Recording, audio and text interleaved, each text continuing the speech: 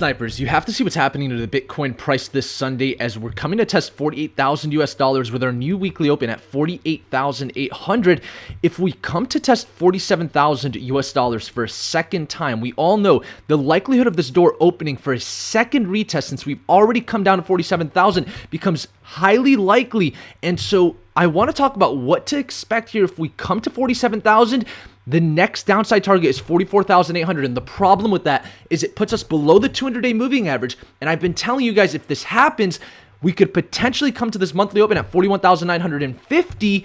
And if we're all the way down here, who's to say we're not going to see any further downside? This is an extremely important video today because so far we rejected 49,700 on the weekend, and that's a major puzzle piece. There's a reason 49,700 has been on our chart for months now, and the more interesting part about this is for the first time we're starting to see altcoins not perform as strong as Bitcoin, with Ethereum to Bitcoin chart coming to potentially test 65,000 Satoshis. I've been telling you guys, if this happens, and it doesn't look good so far, this could potentially drive other altcoins in the market to not perform as much as Bitcoin. And of course, for those tuned into the Snipers channel and in our Discord, we've been taking advantage of this by not shorting Bitcoin and shorting Ethereum instead. You guys know I sent out a short at 32.50 and 32.45. I personally had a $1 million Ethereum short position open,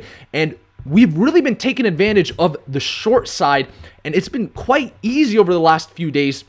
And so I want to talk about what to expect here if Bitcoin does come and test 47,000 US dollars. And then, of course, we're going to also look at traditional markets because we're seeing commodities show strength, with gold pushing to the upside just like we predicted. Actually, for those in the Discord as well, I sent out a signal for gold and silver with low risk when gold was at 1787 and silver at 2375.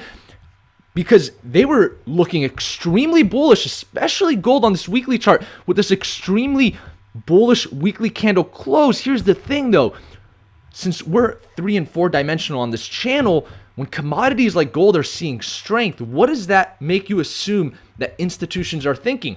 They're starting to become a little bit more fearful with their capital, hedging it away from traditional markets, but the S&P 500 has yet to roll over. Jerome Powell spoke on Friday. Monday's coming up. What's going to happen in the S&P 500? Is that going to affect the cryptocurrency market? We're going to talk about all that today. You guys are watching the Snipers channel. Let's just dive into this Bitcoin 4-hour chart because this is where we're going to get hints of where the next move is. And being on the short side certainly has been profitable over the last few days. The question is, will it continue to be profitable? Well, understand this. 47,000 and 49,700 is the range that we're playing in. That's why over the weekend, we never got above 49,700. Now, with Bitcoin eating time off the clock here, we could say that we might have this inverse head and shoulder pattern forming. Of course, I think a lot of people might be on the short side right now. And so knowing Bitcoin, especially on a weekend, but this could even happen during the week, are we going to be seeing the trick, trap, and frustrate crew come in to push Bitcoin further up before seeing a drop? Here's what we want to monitor for that. Testing 49,700 at this point for a third time actually would show that Bitcoin potentially is going to wick above this level. This wouldn't be a surprising move if we were to just throw this scenario on the table. And so if we start seeing further strength and upside at this point, since we've tested 49,700 once, twice, a third time, we actually got above it with some candle closes, then we could assume that the next move up is going to be a trap for short traders. And so I wouldn't take a short if we start moving up again. And right now we're eating time off the clock above 48,000. It's certainly possible we come up above 50,000 for one last test. Now here's where the short side would be in a benefit. If we come above 49,700, we know the channel takes us to 58,000. And what I'd be looking for to the short side is around the midpoint of this range, around this $54,000 level. If we can get price action, a wick to this level, looking at Ethereum might be the best short to take if that happens, because we can assume at some point we'll come back down to test 49,700 as a support level, or this might just be a wick and we just start continuing down. I mean, a lot of people can certainly make the assumption that this is a top. And shout out to one of my buddies. I don't know if he wants me to mention his name, but you'll probably eventually see him on this channel. But there's this moon phase indicator, which is really cool because it tells you when there's a full moon and a new moon and what the reaction is to the market. And look how accurate this is. Look at these bottoms. Every time there's a new moon, there's a bottom, right? At least, in some cases when there's a full moon, sometimes there's a top. And notice how right now we have this new moon on the same day of Bitcoin's highest candle. Just throwing that out on the table. And so, we can do the Fibonacci retracement. We can do the golden ratio and say that, okay, 49,700 certainly is a level of resistance. We can make the case of it in 15 different ways if we wanted.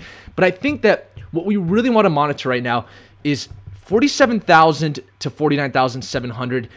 When the consolidation becomes this overextended, I would say leverage positions become a lot higher risk. And so we were taking advantage of the short side during the weekend, but is it time to calm down a little bit, knowing that the trick, trap, and frustrate crew love to come in on the weekend?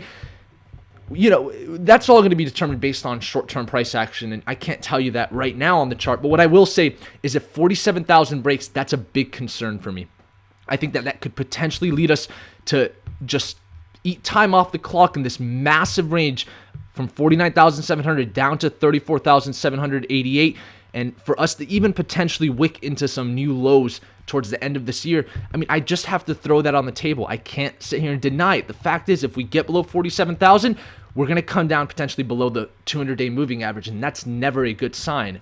And so our thesis about altcoin season potentially cooling off is going to be confirmed by Ethereum not performing as much as Bitcoin, and the Ethereum to Bitcoin chart is really what we want to monitor. So far, we have this sort of top, rolling top, whatever you want to call it. A lot of this is based on what Bitcoin's doing, but more importantly, the Ethereum to Bitcoin chart sort of has this descending triangle forming, if you were to ask me. And a lot of people were saying this was going to break to the upside. I said, no, I don't think this is going to break to the upside because of Cathie Wood and her prediction in 2019 about what happens to the market. When we start to see altcoins move into Bitcoin, it's a way for the market to say that it's hedging itself. And we're seeing gold move up. We're seeing traditional markets hedge. Is it time for the cryptocurrency market to hedge? The confirmation is 65,000 Satoshis breaking. If it happens this week, then hoorah to the snipers here because we predicted that first. And I know there's not one analyst in the world that predicted that before me. Check my trading view ideas. I said it before everyone. If I'm wrong, post it in the comments. But the second confirmation is Bitcoin dominance above 46%, the 20-week moving average. I'm pretty confident on this prediction at this point. But we'll see. The problem with this is, of course, if Bitcoin dominance comes up, it assumes Bitcoin's actually coming down in price for the most part. Because, there are times that Bitcoin could go up while Bitcoin dominance is going up. But after an altcoin season, typically the only reason you would see Bitcoin come up is because there's fear in the market driving money away from altcoins back into Bitcoin. When it comes to this 200-week moving average, then it's fine for Bitcoin to come up in price and also come up in dominance. But it loves to stay around this 200-week moving average. It's currently at 57% dominance. So that would be the target if we break 20-week moving average. And then we'll wrap up with the DXY. I do apologize for not having a video out the other day because I'm telling you, I was really shorting this market during this weekend, and I am just, having a hell of a time doing it. And we all know, shorting is, not the best thing in the world because you don't want to short a market you believe in the long term, but I actually think it's the right thing to do because I hold my Ethereum and I don't want to sell my Ethereum. And so how am I supposed to make profits and make a living when I don't want to sell the profits in the asset? Well, you short the asset when it's overpriced and you think that it's time to cool off. But it's not even that. It's like you just short it for a couple hours, maybe a couple days. We know it's at a golden zone top at least, So, it's just I got a little consumed with my trading this weekend just because I think we're in a time in the market where, I'd rather be shorting and taking risks of that nature, while we're in this range versus maybe a $2,500 Ethereum range. Because at that point, I want to, maybe play some of the long sides. So I just don't want to miss that opportunity right now to take advantage of short positions while things are at these, high levels. Doesn't mean we're not going to see new all-time highs. I'm just saying 47,000, 49,700. DXY opening the week at a major support level. 92.625 breaks. That's going to be a big puzzle piece. If we continue back to the upside, that's not a good thing for the crypto market or the S&P 500, but we'll have to monitor this.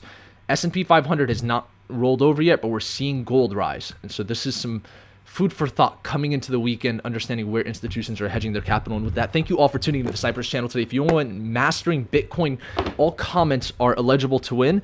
And I'm going to pick a winner from our video yesterday. We'll go down. Let's see. Ya boy Chu says, been waiting all day for this. Send me a message on Instagram you want to book in with that. I hope you enjoyed today's video. Until next time, snipers out.